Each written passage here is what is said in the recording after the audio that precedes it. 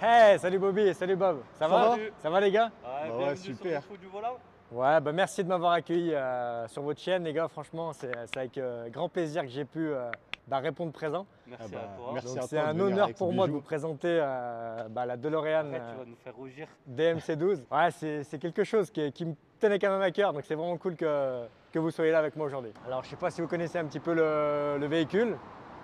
C'est une DeLorean, c'est le modèle le DMC12.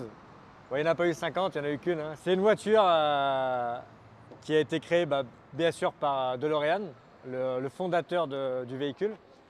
Donc c'est une voiture qui est un peu spécifique. C'est une caisse qui est totalement en acier. Donc venez voir par ici.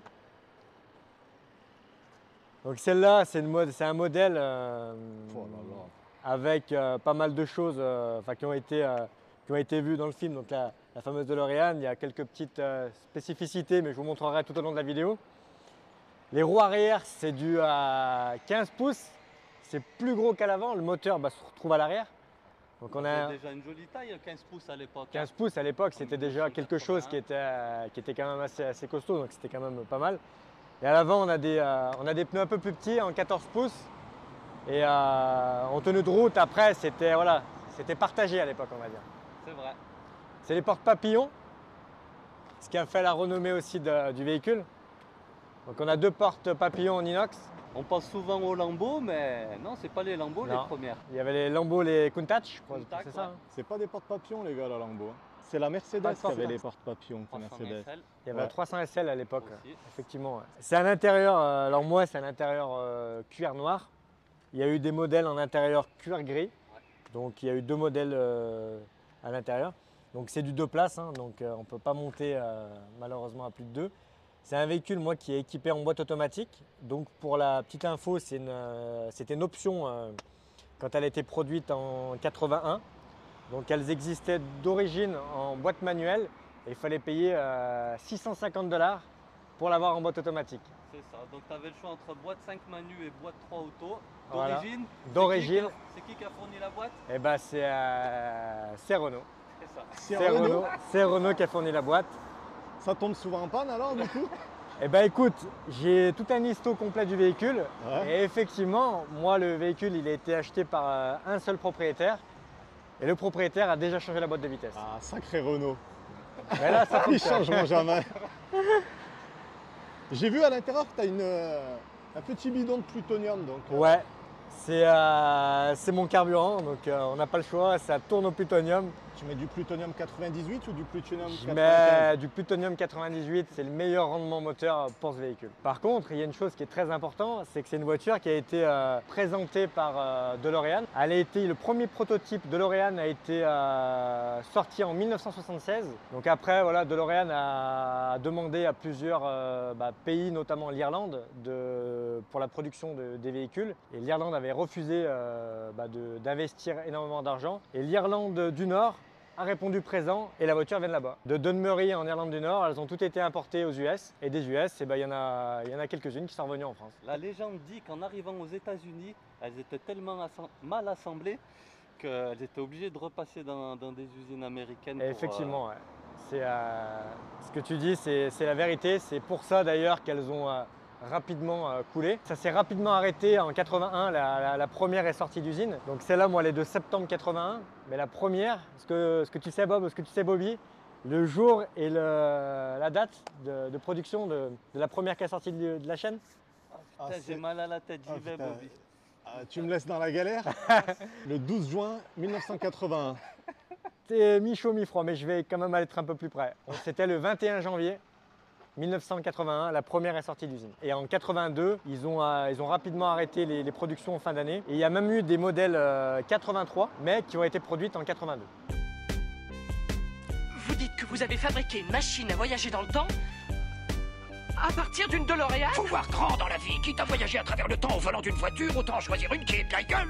Alors, Pat, du coup, c'est un rêve de gosse là, que tu as réalisé. Là, c'est un rêve de gosse, effectivement. C'est une voiture qui, pour moi, là, elle a abouti à mon enfance. Je l'ai vue quand j'avais 10 ans, je l'ai vue quand j'avais 20 ans. Et à 30 ans, je me suis dit, putain, mec, essaye de passer le cap et vas-y, fonce. Et j'ai eu la chance vraiment de tomber sur un passionné qui m'a permis à moi d'acquérir une DeLorean. Donc comme tu as vu tout à l'heure, je mets mon plutonium dans mon capot. Et ouais, Alors, parce que le réservoir est... Ouais. Et comme tu peux le Dans le voir, capot. c'est pas très pratique, faut se le dire. Et dans la deuxième génération, il y a une trappe qui est découpée, Sur le capot? qui est découpée sur le capot. Mais sur les premières générations, c'est la même que dans le film. Ce qui fait qu'elle est plus recherchée que la deuxième et la troisième génération. Donc là, tu as vraiment le modèle du film, là, c'est ça? Là, j'ai le modèle du film. Ouais. J'ai le modèle du film. Alors après, je l'ai laissé totalement d'origine. Parce que je suis quelqu'un qui est à fond dans l'origine. Donc c'est vraiment, pour moi, la valeur qui en fait vraiment la chose. Plus elle est d'origine, et mieux elle gardera de sa valeur. C'est dommage quand même que tu n'aies pas mis des petites jantes Sésame, un petit aileron à l'arrière et des LED. Ben écoute, pour la vidéo, j'ai tout enlevé, mais j'ai mon volant Momo. Non, et je sais pas si tu as vu, j'ai les feux à... Je peux t'allumer. Des feux de gabarit US. J'ai les feux de gabarit US qui sont rouges à l'arrière, orange à l'avant et qui a tout le tour du véhicule. Et on a même les feux à l'avant. Donc tu as les feux de jour.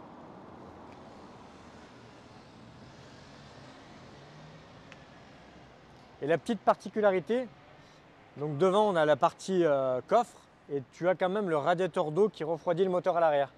Il est devant, mais il refroidit quand même à l'arrière. Voilà, il y a un système de refroidissement qui passe sous le véhicule, qui refroidit le moteur à l'arrière. Et ça, c'est quelque chose qu'il faut être assez pointilleux et bien regarder pour éviter une surchauffe moteur et de casser un moteur. En parlant de ça, d'ailleurs, du coup, tu as déjà eu des soucis dessus, à part la fameuse boîte Renault? Eh bien écoute, oui, j'ai eu un souci, alors pas des moindres, en fait ça a été un souci au niveau d'un injecteur de départ à froid. Sur ce modèle-là, c'est un moteur PRV, on n'en a pas parlé jusqu'à présent. C'est de la gamme Peugeot, Renault, Volvo et c'est l'évolution de la gamme Renault et, qui était en 2,7 litres et lui, celui-là, est passé en 2,8 litres. Et sur cette gamme-là, sur cette gamme de moteurs, tu as un injecteur de départ à froid qui te calcule en fait ton injection. Et il est resté bloqué au vert et je suis tombé en panne. Et ça m'a gavé le moteur d'essence et forcément, j'ai pas pu redémarrer derrière. Ah, Mais merde. c'est la seule chose qui m'est arrivée. Tu veux que je te montre? Vas-y, Ouais. viens avec moi. Je comprends pas, qu'est-ce qui s'est passé? C'est ce jour-là que j'ai inventé le voyage à travers le temps. Je m'en souviens comme si c'était hier. J'étais debout sur la cuvette des toilettes, j'accrochais une horloge, la faïence était mouillée, j'ai fait un vol plané et ma tête a heurté la chasse d'eau. En revenant à moi, j'ai eu une révélation, une vision. J'ai vu une image, l'image de ceci. Le dessin, il se doit à Italo Design Giugiaro. Le projet est passé sous son coup de crayon et DeLorean a opté pour le véhicule. De ce qu'on pourrait croire, ce n'est pas fiable, mais c'est un moteur qui est très fiable. Il a été monté sur une Renault 30. Volvo 740, etc. Voilà, bah, c'est un PRV qui veut dire Peugeot, Renault, Volvo. Donc celui-là, il fait 2,85 litres en termes de cylindrée. C'est un moteur qui est en V6, hein, donc on a deux culasses qui sont en V. Et par contre, il développe 131, 132 chevaux. Elle a été un peu décriée hein, à l'époque par Effectivement. rapport à cette performance qui ne correspondait pas à son design extérieur. Exactement. Après, c'était un moteur qui n'était pas vraiment, on va dire, adapté pour le véhicule. Mais pour passer les normes de pollution au niveau des US, malheureusement, il n'y avait que le PRV à l'époque qui correspondait. Bon, Pat, comme tu as l'air de connaître ta voiture sur le bout des doigts et que ça va être difficile de te piéger, je pense, il y a Bob qui t'a préparé une petite question BTS. Aïe, aïe, aïe. Allez, c'est parti. On vas-y, parlait je du moteur justement. Ouais, bien sûr. À l'origine du projet, de quel moteur était équipée cette DeLorean à la base sur le projet? Quand elle est sortie en prototype, À la base du projet, au tout début. ça devait être, je crois, un V6 américain. Putain, je l'ai eu, Bobby. À la base, c'était un moteur rotatif Wankel, qui sont souvent montés sur les Japs, hein, Mazda, tout ça. À la base, elle a été conçue pour être équipée d'un moteur rotatif. Eh ben écoute, je te remercie Bob. Tu l'as C'est eu, ça. Bob, tu l'as eu. Tu viens de Yes me scotcher.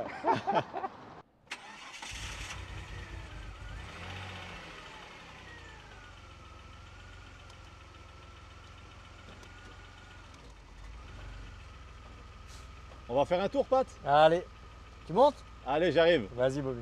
Eh ben merci, Pat, c'est ma première fois dans une DeLorean. Alors, ça te fait quoi? Alors, franchement, c'est impressionnant. C'est bas, hein. C'est C'est vraiment bas. Quand t'as vraiment, quand on est vraiment en position de conduite, on se rend vraiment compte qu'on est plus dans un canapé plutôt que dans une voiture. Ah, c'est clair. Je sais pas si t'as fait gaffe au niveau des petites vitres, hein. fait, c'est pas toute la vitre qui s'ouvre. C'est ça.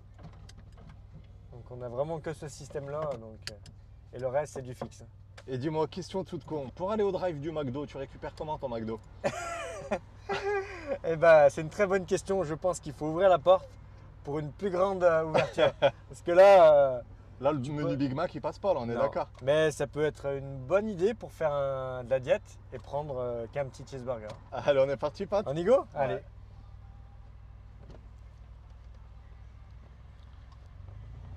Compteur en miles avec la conversion kilomètre à l'intérieur, c'est bien ça? Exactement. Donc là, sur ta partie extérieure, tu as tout ce qui est miles par heure et à l'intérieur, en bleu ciel, on est en kilomètre/heure. Est-ce que c'est une voiture agréable à conduire en milieu urbain? Eh ben écoute, c'est vraiment agréable pour ma part, je trouve. C'est assez confortable. On a une assise qui est quand même assez creuse, assez sympa. Après, au niveau du freinage, je t'avoue qu'il ne faut pas s'attendre à du double piston Brembo. C'est pas du tout le cas. Hein. Il faut quand même bien prendre les bonnes distances de sécurité. Écoute, j'ai fait d'autoroute, j'ai fait de l'urbain. Je trouve vraiment que c'est vraiment sympa pour moi d'y conduire. Après, le moteur est pas très bruyant pour un V6. Ouais, c'est clair. Donc il est quand même assez silencieux.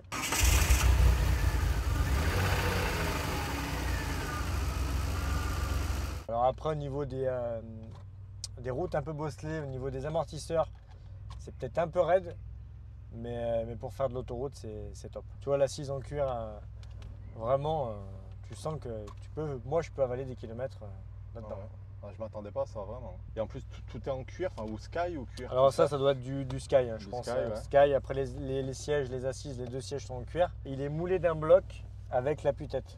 On n'a pas d'appui-tête qui est dissocié. Ouais.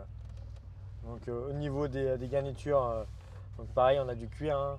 On a vraiment une partie au niveau du tableau de bord, on a du cuir au niveau sur la devanture. Il n'y a qu'ici que c'est du plastique. Ouais, en fait. après ça, c'est vraiment recouvert de Sky. Ouais. Et derrière, c'est du Sky aussi. Et c'est une voiture qui est équipée de la clim. Elle est de 1981, mais elle a la clim. Ils ont voulu vraiment faire un véhicule de sport haut de gamme pour l'époque, avec quelques accessoires. Donc il n'y a eu qu'une seule finition, hein, de toute façon. Donc avec les vitres électriques, et on avait la clim. Alors, Direction assistée? Direction, alors non, elle est non assistée. C'était peut-être une option, mais celle-là, non, elle n'est pas assistée. Mais ça va, je te voyais tourner tout à l'heure dans les petits virages, ça n'a pas l'air bien dur. Alors c'est pas énormément dur, mais par contre on a un angle de braquage qui est quand même assez faible.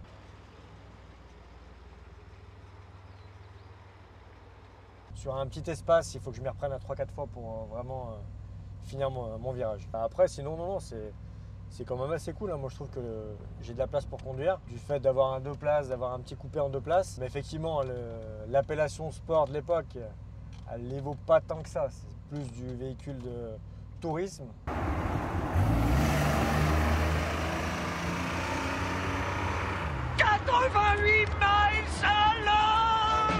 Donc dans le film, ils ont menti du coup. Ils ont menti dans le film.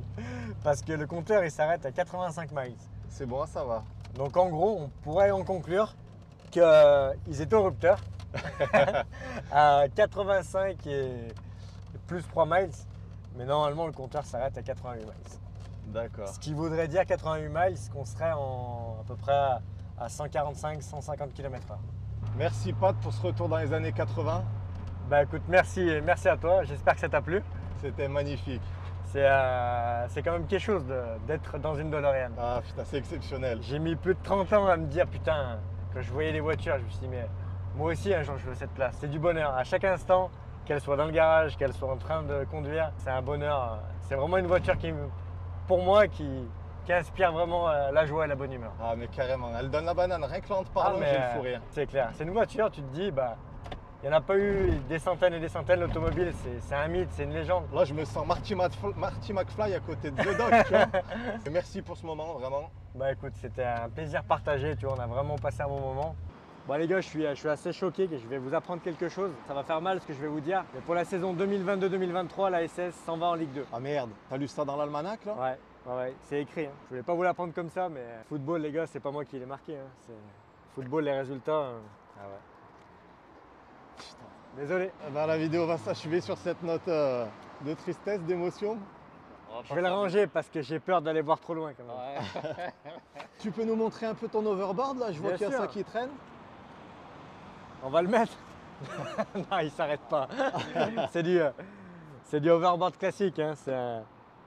J'aimerais qu'il soit fonctionnel, mais il ne l'est pas. Mais à mes yeux, il l'est tout autant. Donc c'est un overboard que j'ai acquis il y a de ça quelques temps. C'était mon premier objet, on va dire passion sur Back to the Future. Ça, c'était mon deuxième gros objet. Et j'ai mon pote à moi, Jérémy, qui se reconnaîtra dans la vidéo.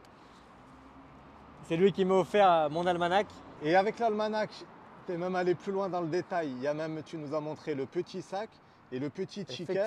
Effectivement, puisque tu en parles. Parce que là, Pat, il fait pas semblant. Hein. On va vous montrer tout ça, il rigole pas. Ah non, mais ça c'est mon collègue qui a vraiment été dans le détail. Il y a le sac quand ils achètent l'almanach avec le ticket de caisse du film. Donc tout est vendu dans le pack. Donc c'est vraiment top. C'était un cadeau assez surprenant. Et puis je conserve ça bien rangé. Merci Pat pour cet essai. Bah écoute, merci Bob, merci Bobby. Hein. C'était vraiment une expérience unique pour moi. J'espère que vous en avez pris plein les yeux tout au long de cette vidéo. Ah bah c'était une expérience unique pour nous aussi, une DeLorean. Ouais, bah écoute, hein, si t'en croises une, on se fera signe. Ouais.